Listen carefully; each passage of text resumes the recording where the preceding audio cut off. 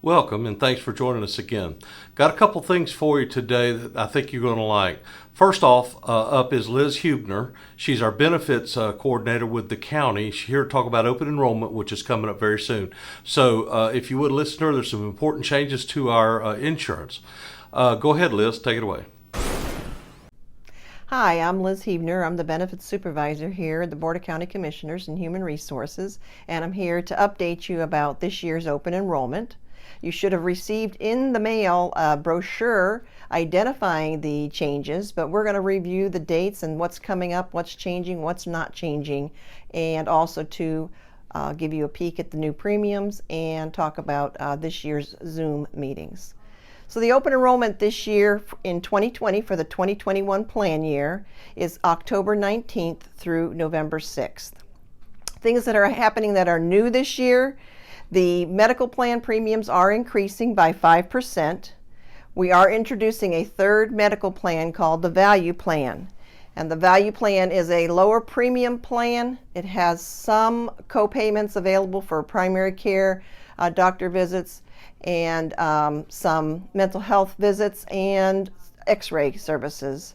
Other than that, everything in the Value Plan is subject to a $3,000 deductible and 70% co-insurance. So you would be paying 30% after you met the $3,000 deductible in that plan.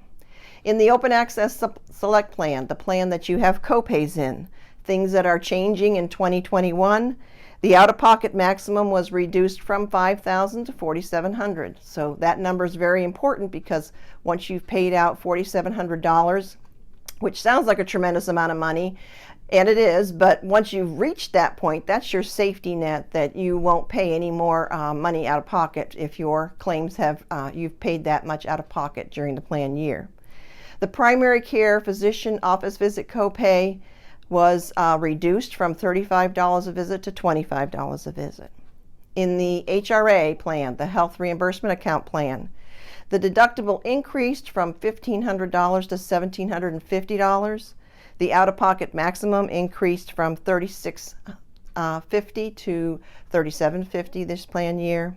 And the urgent care copay, the copay was removed, and that service is a co-insurance, which means if you're in network, the plan pays 80%, you pay 20%. If you're out of network, the plan pays 60%, you pay 40% for those services.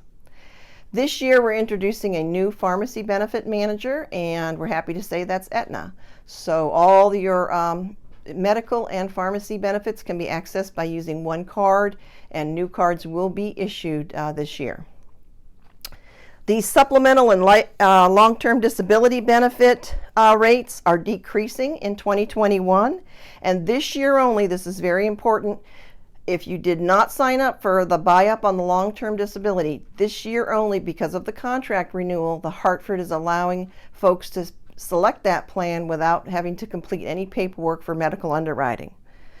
The Hyatt Legal Plan is changing its name to MetLife Legal. It's all the same services, just a new name for them. The Flexible Benefit Spending Account for healthcare services, the annual amount is increasing from $2,700 to $2,750 this year. Things that aren't changing in the plan: the dental plan design and premiums are staying exactly the same. The vision plan design and premiums are staying exactly the same. You have to this year, just as you have in years past, go out into Oracle Self-Service and complete your tobacco affidavit in Oracle Self-Service. The Form 1095-C is also going to be issued, proving that you've had coverage or not had coverage with the Board of County Commissioners in 2020, and that will be issued at the beginning part of 2021 to be kept with your taxes. The teledoc services, those are the telemedicine services. Teledoc services will remain with a zero copay or zero co-insurance, so all three plans, zero cost to the employee for those teledoc services. The wellness incentives are staying the same also. You can earn $300 for you and your covered spouse. That's $200 that's applied behind the scenes, and a $100 gift certificate. So you have to do three things to earn that money. That's get your annual physical, have some blood work done, a complete metabolic panel, and then go out to Aetna's website, www.aetna.com, and complete your health assessment. Once you've completed those three things, $200 will be applied behind the scenes by Aetna to be used for claims that are submitted on your behalf, and you will receive an email from Aetna Rewards letting you know how to collect your $100 gift certificate. The premiums are noted on this slide. You'll see the 2021 premiums and the addition of the value plan. And also too, this year during open enrollment, we're doing things a little bit different in the times of COVID. We're going to have some Zoom open enrollment meetings that we encourage you to attend. We'll also be filming one of the Zoom meetings, so if you're unable to attend at those designated times, you'll be able to access the recorded meeting on the hub and watch the meeting that way at your convenience. That's what I have for this year for open enrollment. Remember, your benefits office is here to serve you. Feel free to call us at 534-6556 with questions. Thank you. Next up is Jennifer Daniels. Jennifer works down at the Communications Center. She's a telecommunicator 3. She's been there a long time. She's going to tell you a little bit about what those folks do down there every day at, our comm center. They dispatch law, police, and fire, so they're pretty busy folks down there. Go ahead, Jennifer. Hi, my name is Jennifer Daniels. I've been with the Polk County Sheriff's Office for about 23 years, and I am a telecommunicator 3 in our Emergency Communications Center. We have 4 shifts that range from about 35 to 40 people per shift. We work 12-hour shifts, so that means we're working during holidays. Our training consists of a little over 2,000 hours for each section.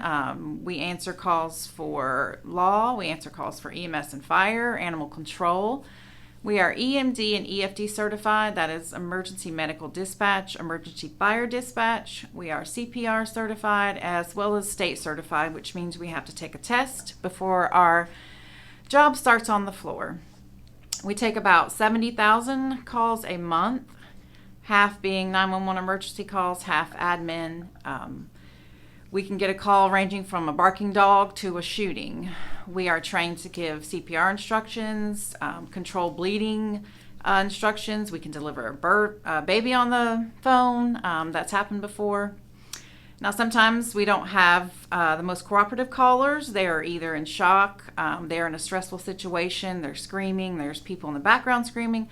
So we're trying our best to get the information to our units as fast as we can and as much information as we can. Of course, we have to confirm their location, find out what the problem is, and give instructions as needed. Now, once the call taker takes the call, it is sent to our dispatcher, where they in turn send the appropriate units.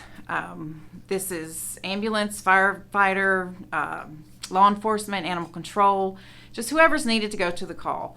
And sometimes, obviously, we have tons of calls at the same time. So a dispatcher may be dispatching for 10, 15 calls. They have different channels. They are listening to units yell at them on their headset. Sometimes they are yelling off the speaker. So we're multitasking. We have a lot going on. We aren't directly focused on just this one unit's call. A lot of times if we have a huge, pile-up accident, we have tons of calls coming in. So as soon as we hang up the phone with one call, we've got another one coming. It's back-to-back sometimes. And a lot of stressors that come in are not being able to feel like we can fully help the caller because we're only on the phone. We're not out in the field. And a lot of times we don't get the outcome, so we don't know what happened at the end of the day. Like I said, we work 12-hour shifts, so it's 12 hours of sometimes back-to-back-to-back calls from citizens requesting our help. To be honest, some of them want their questions answered yesterday, but we try the best we can to get help to the people that are needed in a timely manner. And we also make sure our officers and units out on the field, their safety comes first. So we're making sure we get information to them as quick as we can and as accurate as we can. I love what I do. It's exciting. It's rewarding knowing we can help people.